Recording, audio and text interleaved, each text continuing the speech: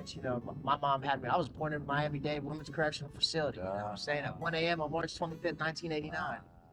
You know, so from somebody who was born on the inside, you know, I was like, let me not die on the inside. Let's make sure I do everything in my power to stay out here. That's real. And you know, I got out, and I'd like to say that it was right away. I knew exactly what I needed to do, but there was a lot of processes and failures, and you know, I got into drugs. I had a methamphetamine habit that was really hard to kick in 2010, and you know, I ended up homeless, staying at the Paddock Club in North Lakeland at the pool, taking showers. You know what I'm saying? I couldn't stay at people's houses because when I couldn't get high on meth, I'd get high on those Xanax bars, and you know, I'll steal from you, dude. You know, you'd be my best friend. I'll steal from you, right? You know, just dirty dog stuff, like a not trustworthy person, a not good person. That's real, man. One day I'm looking at myself in the mirror there, and I'm just like, is this it? Is this as good as you're gonna get it? Like, I just decided that day, I was like, I gotta do something to sober up. And I went to the Tri-County, did like the little, like, you know what I'm saying, the little rehab, you know, and basically kicked the meth right away. And they were like, oh, you need to go up to Orlando to the bridge, a rehab facility. And I was like, I'm not gonna do that. I was like, I'm gonna just cold turkey it. And I did. I haven't smoked meth in almost 14 years next May. And yeah, man, I appreciate it, brother. I appreciate it. Let's go! Lovely day, lovely day, lovely day. Sun on my face, it's a lovely day, lovely day, lovely. Man, bro, this is wild times, my guy. Yeah. Bro, imagine if you're the dude building this, bro. Yes. Tony, you know you're saying you really want your next investment property, right? Yeah. Do you really know what the hidden costs are? Do I really know what the hidden costs are? Yes. I mean, And is it worth the hidden cost?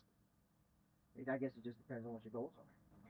You know, what you're trying to do. If that's not a part of your goals, if you know, budgeting for the hidden costs isn't part of it. Like, but is your investment property for like you want to? Is it for like you want long goal, like long term? It's the first piece of the puzzle. It's the first domino that has to fall just to get the rest of it. I feel you. I feel you. Like, you have to pull the trigger on the first one, because if you don't, you'll never get the second or third one. Correct.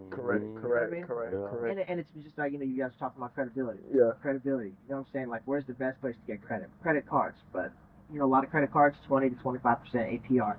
But whenever you have a home, you held onto the home for 5 years, and then in 5 years you pull out. You know, 2 to 5%, 2 to 9%. $70,000 for 9%.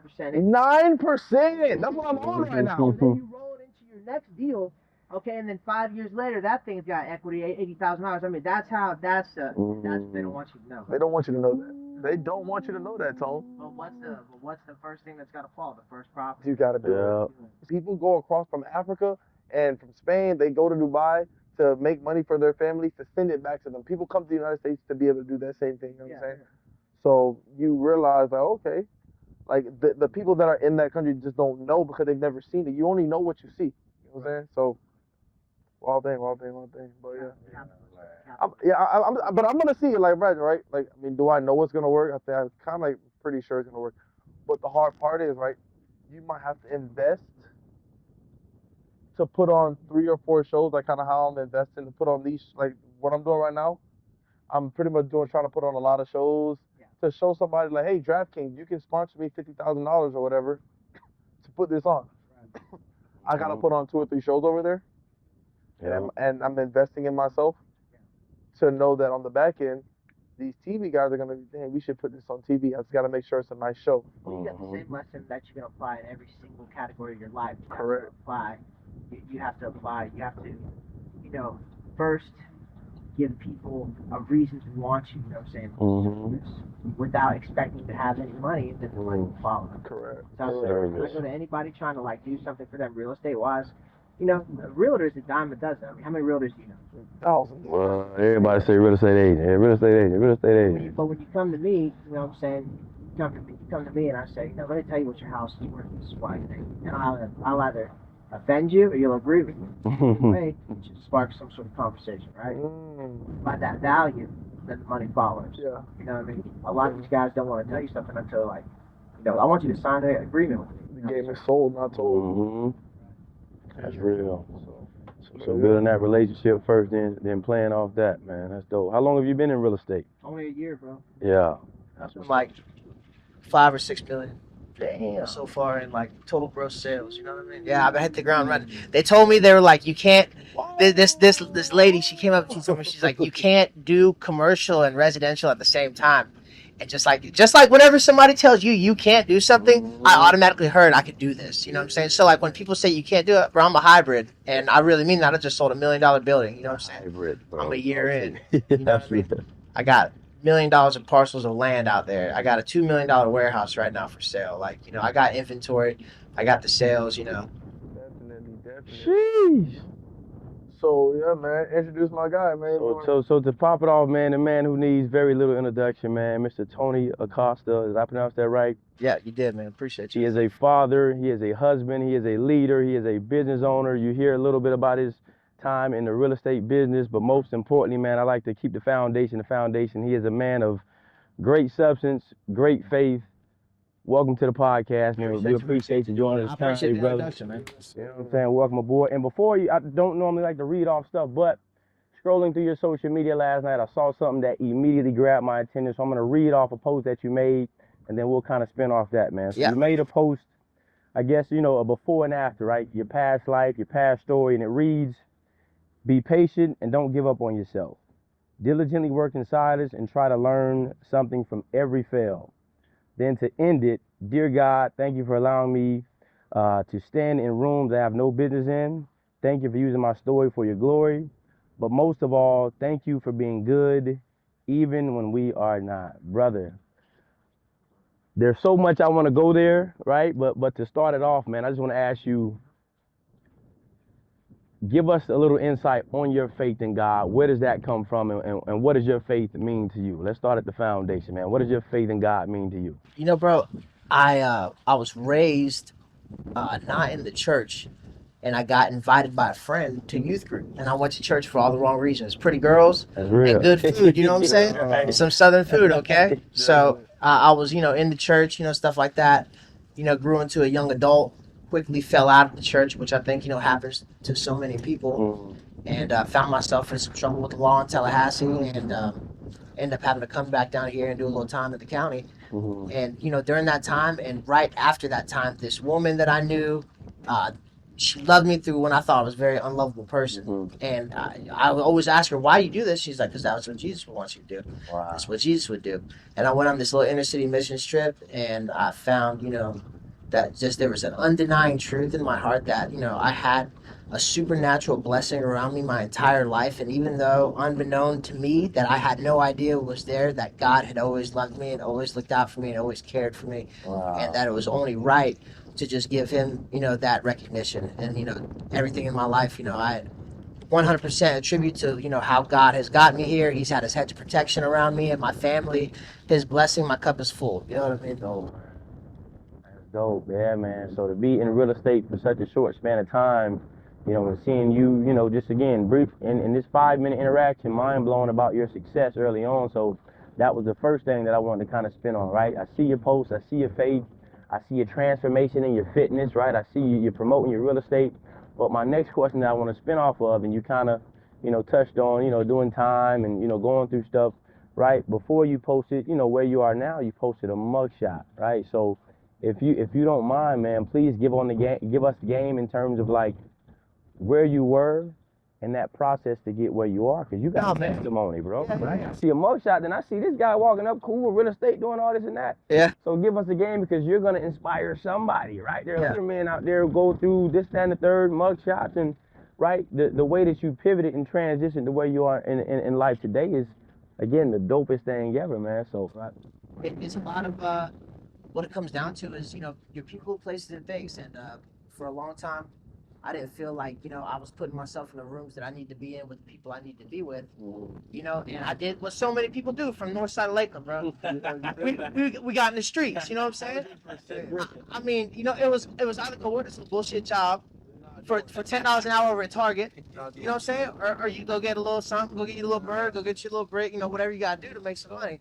And that's what I did, just classic stuff. And then I went to Tallahassee to go to college, and I realized quickly that that town had a different demographic and, you know, socioeconomic, you know, just, you know, means of people that had so much money to spend, whether it be from their parents or wherever, just, you know, completely in a concentrated area. So I was like, let me bring, this dope from Polk County up there. And Right. that's what I did for a while, and I was okay, and then I got busted like everybody else does. For You sure. know? The inevitable, right? The inevitable. The funny part is I didn't do any of my little time in county for anything I did up there. I did it for having a little seed down here and missing court in Grady's place. You know what I'm saying? Yeah. You ain't playing, man. No, you gotta pay the piper. You know what I'm saying? But that wasn't, I'm glad for all that to happen because, quickly I realized, like, man, selling dope's not for me because if I did that bad in county jail, I would never want to go to prison. You know what I mean? From somebody who, both my parents, my mom had me. I was born in Miami-Dade Women's Correctional Facility, you know what I'm saying? At 1 a.m. on March 25th, 1989, So from somebody who was born on the inside, I was like, let me not die on the inside. Let me make sure I can do everything in my power to stay out here. That's real. And, I got out, and I'd like to say that it was right away. I knew exactly what I needed to do, but there was a lot of processes and failures, and, I got into drugs. I had a methamphetamine habit that was really hard to kick in 2010, and, I ended up homeless, staying at the Paddock Club in North Lakeland at the pool, taking showers. You know what I'm saying? I couldn't stay at people's houses because when I couldn't get high on meth, I'd get high on those Xanax bars, and, I'll steal from you, dude. You'd be my best friend. I'll steal from you, right? Just dirty dog stuff, like a not trustworthy person, a not good person. And one day I'm looking at myself in the mirror there, and I'm just like, is this it? Is this as good as you're going to get it? Like, I just decided that day, I was like, I got to do something to sober up. And I went to the Tri-County, did like the little, the little rehab, and basically kicked the meth right away. And they were like, oh, you need to go up to Orlando to the Bridge rehab facility. And I was like, I'm not going to do that. I was like, I'm going to just cold turkey it. And I did. I haven't smoked meth in almost 14 years next May. Wow. And yeah, man, I appreciate it, brother. I appreciate it. Yeah, but, there's still, just like, times that I dabbled, But, I talk about the meth times, but, like, that's not the most embarrassing times of my life. You know what I'm saying? Staying at the Paddock Club. The most embarrassing time of my life is having my two sons at the time. And I'll tell this story openly because I tell people, like, people always like, you're a hermit. You don't ever go out anymore. Like, this is the reason why. I had my two sons. Hadn't had my third son yet. We just lost a baby. And I'm outside of my house. And I'm doing a lot of blow at the time. And this is my first taste of success, and I'm making a lot of money. So what I'm doing is I'm, allowing the fact that I'm a really good provider make me make some really unjustified bad decisions for my entire family that aren't fair to my wife. That's not fair to my sons. So I'm outside. I'm all blowed up. I'm smoking a cigarette. I'm literally probably 375 pounds, like the biggest I'd ever been in my life, just completely unhealthy. And my kids are at the window, and I can still see this. It's 6:30, 7 o'clock in the morning. The birds are chirping. Bang, bang, bang. Daddy's up. Hey, Daddy, come here and see us. And I'm down there, like, stuck in a crippling paralysis, just, like, stare at them. And I'm like, man, like, I can't even go, like, be the best father I can be. Like, how can you say you love your kids and they're the number one thing, but you're not even taking care of your fucking self, man? Get off your ass. Do something. It's not on anybody else. I was feeling bad about myself. I was feeling like a victim again. And that was the last time. I just needed to kick myself in the ass and get going. So I lost everything. Lost it all. I had to go back to the mother-in-law's house. We were still making good money, but I was spending it as fast as I could make it. Didn't save nothing. Didn't know nothing. Learned a hard lesson there.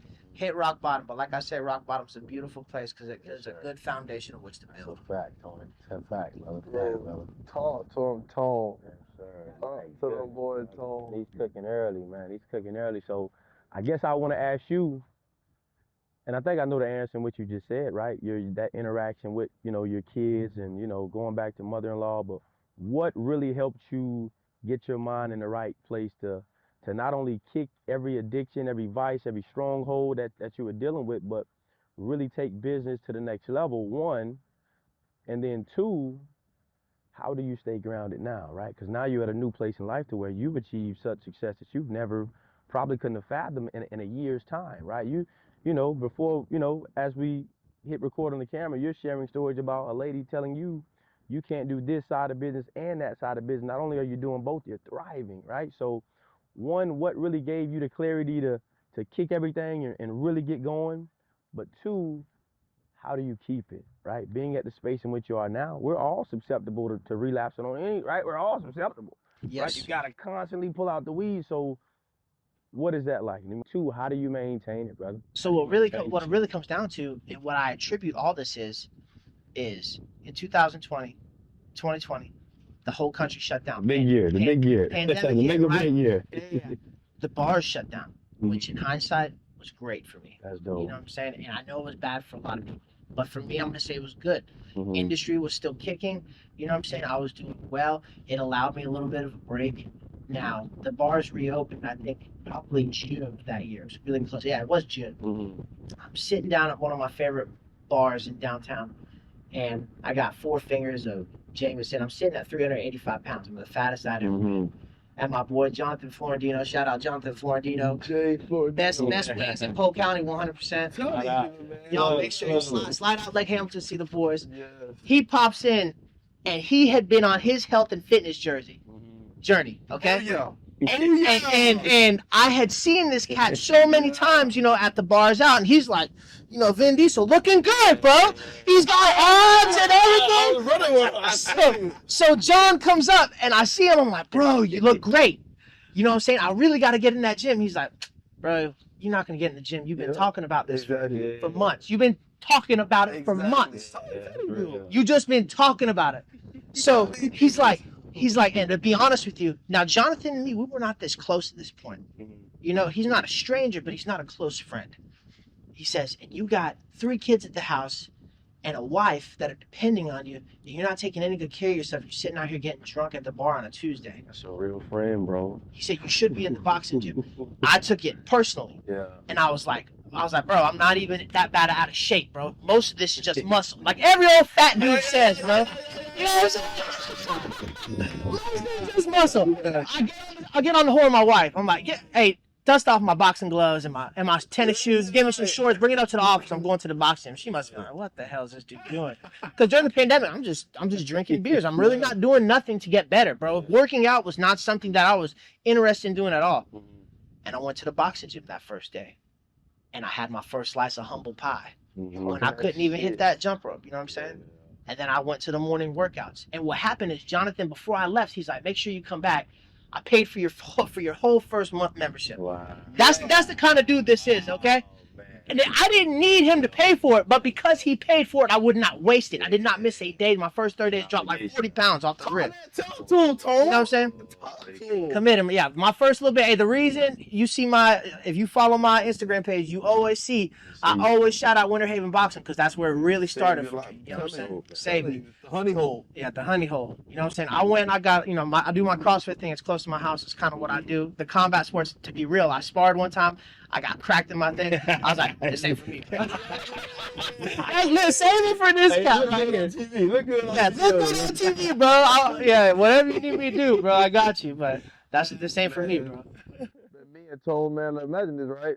So, so he knows John Florentino. I know John Florentino, great guy, right? And so when I was coming into the boxing gym, maybe a year later, John comes in there, and it's crazy that I don't think you know this story. Me and John were in there, like, mind you, John's like, crazily out of shape, but he's showing up every day, and I see him. So we had to run from the gym to McDonald's, right? This is how I know, like, I will forever, like, he will forever be my guy in life. We're running to McDonald's, right? I get to the McDonald's, and I'm running back. I'm running back. He's still running to the McDonald's. I know I'm kind of in better shape than him, you know what I'm saying? I'm like, I don't want to kill him, because I made him do the run. And I tell him, like, as I'm running by him, like, this, like, I'm like, John, I'm like, bro, I'm like, yeah, bro, I'm like, you can turn around, bro. I know it's going to be long, bro. You can turn around. Bro, the look of disgust he gave me. Yeah, I'm like, this is my kind of guy. that's the people you got to keep with you, bro. Around, bro. Like, Yes, like I'm not taking the easy way out. I said I'm gonna run to the McDonald's and back. I'm not gonna run halfway to the McDonald's and then run back because you're better than me, bro. Listen, I got back to the gym. I'm sitting there, I'm talking with, bullshitting with Marco a little bit, and I get back. And maybe like 45 minutes later, bro, this dude's humongous at the time. And mind you, he lost like 200 pounds. Lost all the weight. He gets back to the gym, dying like, I made it back. He said, and I didn't quit, bro. From just that moment on, forever. Like, those are some of my greatest friends, you know what I'm saying? Like, these guys, imagine putting it on the line. Like, some people say they'll put it on the line. They won't really put it on the line. Right. That's a Like, you know fact. how he felt running?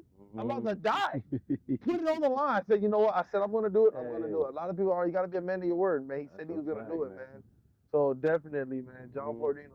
Shout out to John. So that leads me to the next part. Let's do it. Physically, something started happening. That first domino fell. What I realized quickly is whenever you tell yourself you're going to do something and then you don't do it, you didn't just break credibility with everybody else. You broke credibility with the most important person. You broke it with yourself, bro. Yes, You broke it with yourself. Yes, So how often do you tell yourself, bro, I used to tell myself on Tuesday, I'm not going to do any cocaine this week. And by Thursday, I'm partying. Yeah. Bro, you know, it's been a long time since I ever thought about doing something like that, bro, because you have to have a strong mind.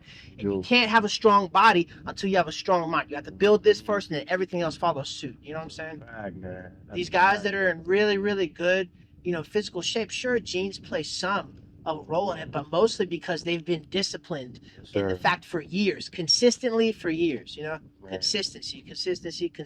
That's the magic code. Man, bro, you see, and again, I didn't even know all this, that the game that you're giving us in terms of what you've been through, how you pivoted, the real adversity, right? Because there's one thing to go through, and not to downplay anybody's adversity, so I'm not going to say that, but being hooked on certain drugs, that is, you know, big time adversity, because that is not an easy thing to break. Yeah, so, shout out to everybody that's man, bounced back. I'm trying to tell you, yeah, it's huge. That's the fight back is real, yes. It's massive. So what I want to ask you is, like, because I'm a firm believer, is that just because you kick something doesn't mean that it's something you're not constantly battling, right? That's right. So I'm sure there are times where you get the pull to want to celebrate your successes in the ways in which you might have used to in the past, right? So my question to you, because this is game to somebody who's still struggling with that, right? Yeah. There's so many people who still struggle with that. Bro, how do you do it? Yeah. Right? Coming from this party guy to really get clean and really be, you know, fit and getting into fitness and boxing and family, man. real estate and family and business, all the things in which you're doing. How do you fight those urges to keep your faith in spite of adversity? Because the mind is where you get attacked first when, you know, whenever you get pulls to go back into those holes, man. So how do you do it? But there'll be stints where, you know, last year I did 2 rounds of this thing called 75 Hard, which, you know, if you're familiar with it, cool. If not, go to Andy Frasilla's Instagram page and follow his stuff, you know what I'm saying? But it's a program where you have to abstain from certain things and perform certain things for 75 days straight. And one of those things is alcohol. So I'll go stints where I just like no alcohol at all just because I want to reset, recalibrate, you know what I mean? And I did that twice last year, plus some time. So like 180 something days, you know, sober. Now this year I've been, you know, enjoying football season, having my beers and stuff like that. But mostly the way I keep it, you know, to like, hey, this is like home team, this is where we're staying, you know what I'm saying? In the good Sunday barbecue, everybody, you know, cheers with dad type. No, you know what I mean? The way I think about it is I think about that time I just told you, you know what I'm saying, about my sons tapping on the window. I think about like, hey, what are you going to do? You're going to go out to the bar for what? Because anytime I have gone out to the bar, just like, let's say the last 2 years, it's the same thing it was 7 years ago. And 7 years from today, it'll still be the same thing. So, bro, is it time to go celebrate $1 million deal, or do we celebrate the first $100 million deal? 100, man. And then you don't go celebrate at downtown. You know what I'm saying? And nothing wrong with those peoples and places and things. Go do that, bro. Go have fun.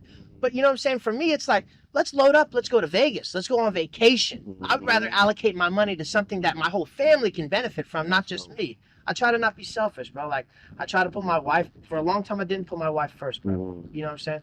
She's the queen of my life, bro. That woman is a saint, bro. She's an angel, bro. Literally, she's had every reason in the entire world. She should have left me 10 times over. And she still rocked me. From poor to now where we are, you know? Which is not rich, but you know what I'm saying? It's definitely not right direction. We're in the middle. We're moving in the right direction. You know? For sure. She's rocked me the whole way. You know what I'm saying? She's told me the hard things when it's time to tell me the hard things, man. And that's one thing. You know, if you want to be a solid dude, get you a solid woman. Don't be chasing these little thotties in the bar, in the club. That's not where you're gonna find you. Snap, Tone. You want to be a solid man, get you a solid woman, man. You're gonna have to, bro. Because like anytime I've wandered off too far, bro, she's just been that solid rock that's like, get you. You know what I'm saying? Yeah. You got to have that, bro. Because a lot of these women, like, they face their first adversity. They're like, I'm done with him. He's a loser. I'm going to go get with Brock down the street. Bro, you know what I'm saying? You got to get a real one that's going to rock The you. woman got to be strong in that faith. That's what Jesus would do. That's what it's crazy, boy. Yes, right. When you say, man, I shouldn't have been loving you, why do you still love me? That's what Jesus would do. You know what I'm saying? If this, he still loves you regardless of any mistakes that you make, and man, that's crazy, man. If you can't starve me, no steak with me, bro. You know what I'm saying? You fit. Sir. That's it, dude. And bro, this is the dopest thing ever because man, listen, this is why we do it, right? He is why we do this platform because you heal through conversation. There's so much power in conversation, right? Your story, bro. I'm sure there are a lot of people in the area, man. I see you doing great things, but a lot of people, one, already know your story, but your story is going to touch whoever is viewing this, right? Because as we talk about all the time, we're huge on men's mental health awareness or mental health awareness in general. Everybody deals with it, right? But you never know what someone's dealing with until you have that conversation. So again, as we always plug and say, if you have a friend group and you have friends around you, men around you, please have those conversations. If you're going through something, share it because you never know the door and the conversation that's going to open up for them to vent through you, right? Me and B talked a few days ago about something I didn't know he was dealing with. He shared it with me. I had dealt with the same exact thing, right? So we heal through conversation, but you know, check on your men, ask them how they're doing, right? And I always say ask them twice because the first time you're going to get a generic answer, right? Good. How you doing, bro? Yeah, I'm good. Yeah, I'm good. But that second answer, that deeper, right? You might get a delay, right? You might give thought and be like, do you really want to know how I'm doing? Right? So That's there's so real. much power there, man. And again, this is why we do this. Your story, bro, it is incredible. And we're just tapping into it, right? So, ladies and gentlemen, Mr. Tony Acosta, again in closing, man, a man who wears many hats, man, a father, a husband, a leader, an entrepreneur, a business owner, a real estate agent. There's so many things that I'm sure that I'm leaving out that you do. But in closing, man, a great man of faith, a man of substance, a man who follows Christ and God with all his heart. His testimony is miraculous, man. I hope you guys tune in to this episode. Please, please, please. In closing, man, thank you guys for following us, the Boat Club Podcast. The K is for keep going. This guy is one of the many reasons why we do this thing here, man, giving people a platform to tell their story. So in closing, man, please like, please share, please comment, subscribe, follow Mr. Tony Acosta on all platforms, man. He is inspiring to say the very least, man. That's all we got for you. Oh, brother. EJ, thanks for having me, man. Appreciate you. B. There you go. Every time, Always baby. been B. Every time, baby. Love, brother. Love, brother. Love. Cook up. We did it, baby. Another one in the book, man. Another one in the book. Tony, I need an autograph. Tony, come on. I realize.